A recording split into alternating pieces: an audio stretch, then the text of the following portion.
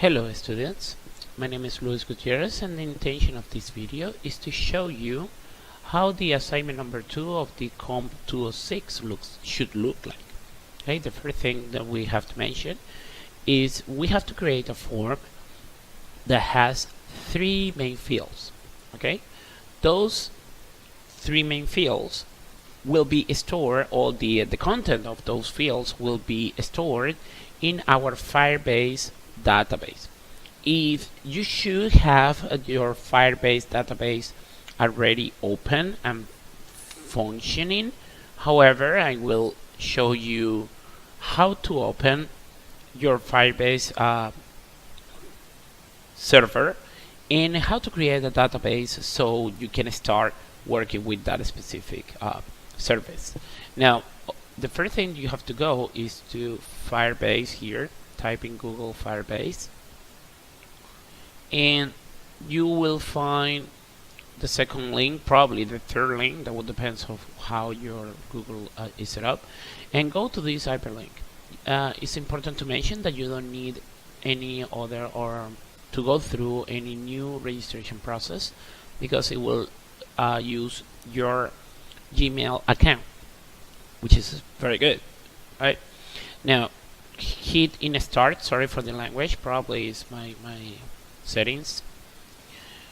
Okay, now when you reach this point, you probably, if you don't have any database set up by now, you will be prompted to a single button like this. It will tell you to add a project, but now I have created a project that we need. Actually, I have 3 already. And the one that we are going to use is the Comp 206. So I will show you how to create another project, okay, very quick, and we will continue from there. So the add project, just click in add project, add a name that you want, for example assignment 2. Okay, this name is up to you. I'm not saying it has to be assignment 2, but it's up to you. Now you have to create the project. Give it some time.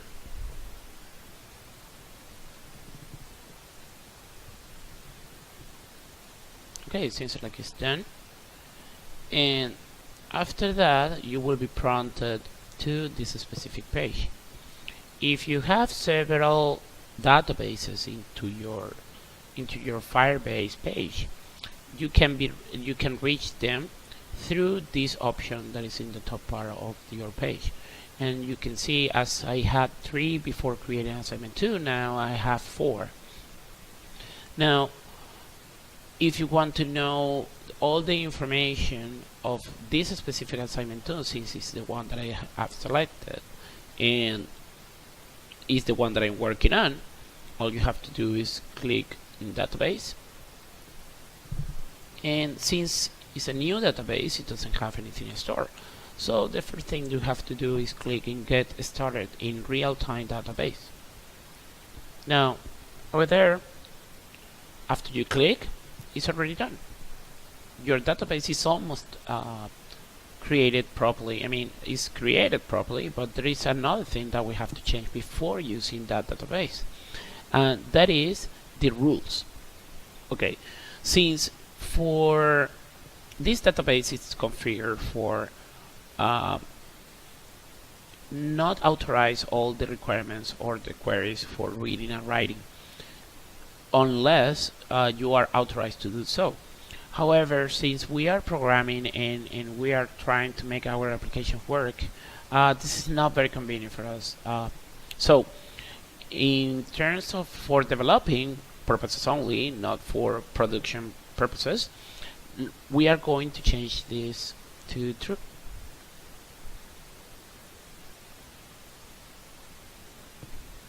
So how did I reach here?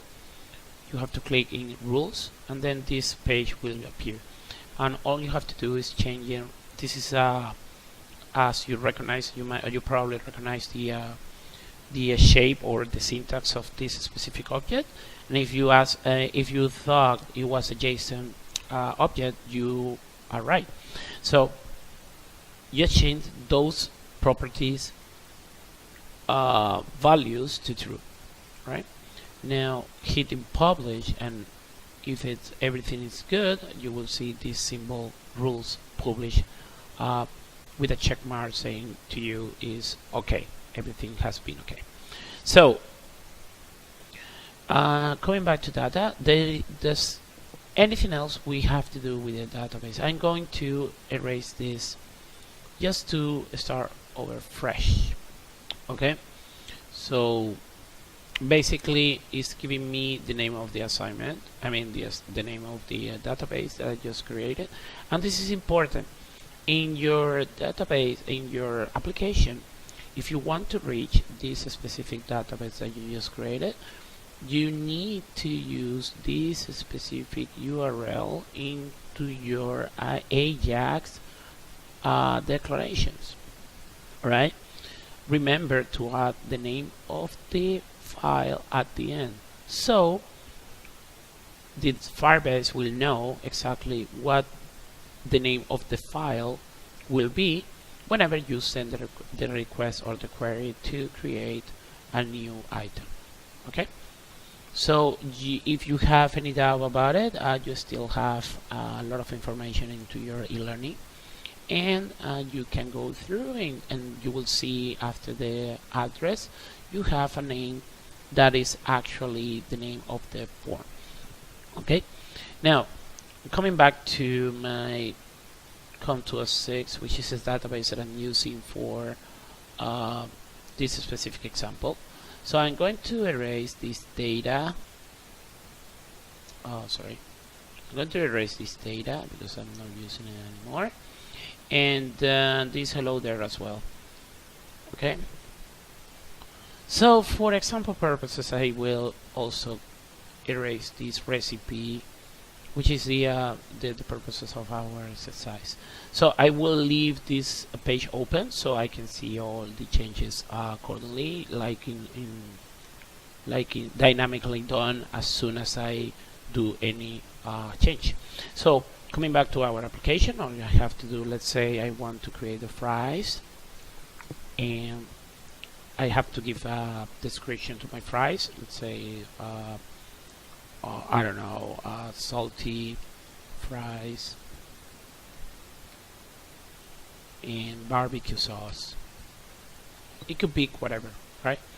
And regarding to the picture, all you have to do is look in Google, and you have to look for a picture that suggests the specific name on your recipe. It could be anything, right? It doesn't have to be perfect, but the idea is for you guys to practice storing information from the internet into your database and retrieve that information back then after. Now let's go to image and let's see. That's the one. Okay, we have the barbecue and we have the French fries. So all you have to do is copy image address. Before we paste that information, let's check if it works. Perfect. It seems like it's working perfectly. So I select this information, I copy it, and in my application I put it over here. Please notice I'm including also the HTTPS, right?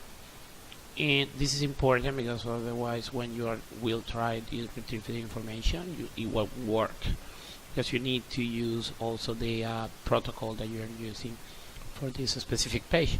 Now when I click insert new recipe, you see is my fries that are salty fries and barbecue sauce, and when I click the element, the picture will enlarge next to it. Everything is done in jQuery. I'm not using anything else but the Bootstrap. Okay, so basically you can do it using those two the library of jQuery and the framework of Bootstrap. And if we go back to our database, you will see a recipe element has been created, and inside there is another element with the specific ID that is created by the firebase, and inside that you will see the three elements we were talking about: recipe detail, recipe name, and the recipe picture. In recipe detail is where the salty fries and barbecue sauce is contented, and the recipe name is the specific name of my recipe, of course. And the recipe picture is the actual address of the picture that we selected in the third step. Okay, so far so good. Now, another thing that I have to mention is all this information will be listed, or will be stored, I'm sorry, into your database, Firebase database, correct? Now, if we created another item, that should be shown into your results page, okay, as a list. So if I click in one single item, the page or the picture has to be changed dynamically. So let me show you what I'm talking about. So let's go back to our application. Let's go to create hamburgers. Okay, hamburgers. Yes, in the I will put as a detail barbecue hot hamburgers. Okay, you can create your own recipes. It doesn't have to be those. Okay, if you want to share something about your own country, that would be better. Now, in the picture address, I'm going to, as before, let's go to find hamburgers. I already did the research over here. So all you have to do is right click on the picture that you prefer and copy the image address. Remember always to test it, because sometimes you copy something wrong and it's not exactly what you want to share. Now let's go to paste this specific address in. Okay, seems like it's working. Let me check again. Start fresh. Yep, it's working perfectly. Now I'm going back to my application and put the address as before. Insert the new recipe. Okay. Now we can see as a list. This is an ordered list. Okay. We can see our two items we have created so far, and if we go back to our Firebase, you can see the previous fries that we have created and the hamburger we just created. Okay, now all the information is displayed accordingly, including the picture, and if you click the first element, the picture will be enlarged as before, but if I click in the second one, look, the picture changed totally. So in order to create that effect, remember to use HTML for this specific section of your HTML page. And look at the address. Look at the address. Whenever we reach at the beginning of our application, okay, it's starting with the index HTML. But for the second part, everything is in the same page. So you don't have to reach another page to get that information. You don't have to go back to the server to get that information. Therefore, this is a combination of the last class that we saw. Okay, we have the multi-page approach or multi-page application approach and the single page application approach as well. All right. So let me show you what I use in this specific section, because I know it could be kind of difficult, but you can achieve this with Bootstrap in no time. So if we go back to our code, you will see I created two main pages, the index HTML and the item list HTML. Alright, now this is, I use the Bootstrap footer and header as we use it in the previous example we saw in class using Bootstrap. Okay, so you have all the information to do it properly as well. So I did it just for convenience, because I don't like to have that information, a lot of information in my page. It's kind of confusing. Now here we can see this is the item list. Okay, so I have created in Bootstrap, I have created a container to hold all my information. Okay, that's the main thing that you have to know to do. And I have created a class row. Okay, this, if you want to know more about it, just go back to Bootstrap, the first link probably, and get started. And there is an option called layout. In layout you will find grid. In grid, that's exactly what I'm using. It says everything that you need to create 2 columns in this case. Remember, if you analyze or you see this specific application, you will see both this section over here that I'm pointing over here is actually selected in 2 big groups. So I use this specific approach. Okay, the first one. So I have 2 columns and I have 1 single row.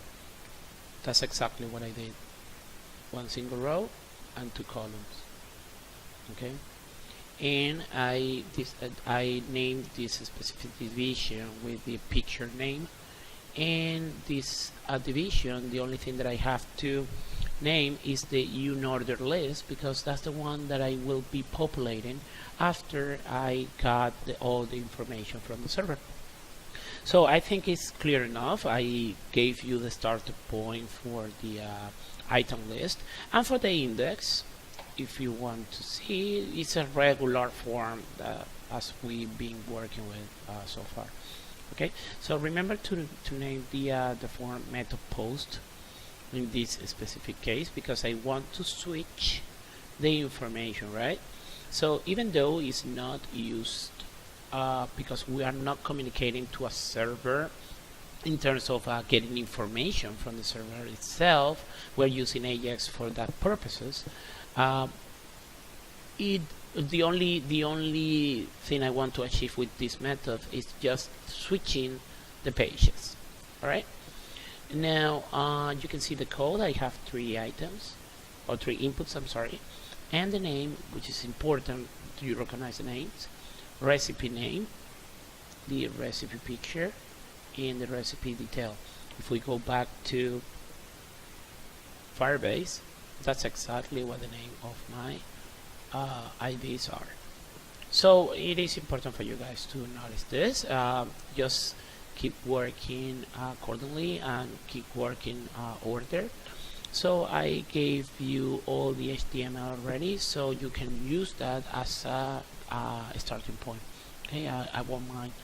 But what I want to see is exactly all the logic in your script section, which is hidden for you guys not to see the information. All right. So thank you very much, and I hope you guys can do the application. Okay. Thank you. Bye bye.